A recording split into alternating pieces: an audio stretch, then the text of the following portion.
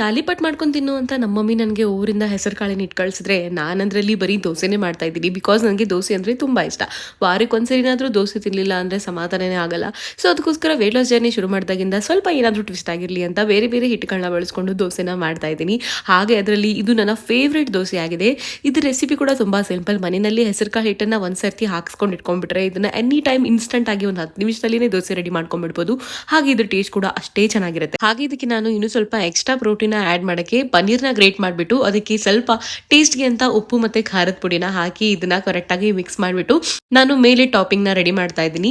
ಹಾಗೆ ಈ ತರ ನಾವು ಹೆಸರುಕಾಳಿನ ಹಿಟ್ಟು ಮತ್ತೆ ಪನ್ನೀರ್ನ ಬಳಸ್ಕೊಂಡು ಮಾಡುವಂತಹ ಒಂದು ದೋಸೆನಲ್ಲಿ ಅಪ್ರಾಕ್ಸಿಮೇಟ್ಲಿ 12 ಗ್ರಾಮ್ಸ್ ಆಫ್ ಪ್ರೋಟೀನ್ ಇರುತ್ತೆ. ಸೊ ಈ ತರ ಒಂದೆರಡು ದೋಸೆ ತಿಂದ್ಬಿಟ್ರೆ ಇಲ್ಲೇ ನಾವು ಒಂದು 24 ರಿಂದ 25 ಗ್ರಾಮ್ಸ್ ಆಫ್ ಪ್ರೋಟೀನ್ ಕಂಪ್ಲೀಟ್ ಮಾಡ್ದಂಗೆ ಆಗುತ್ತೆ.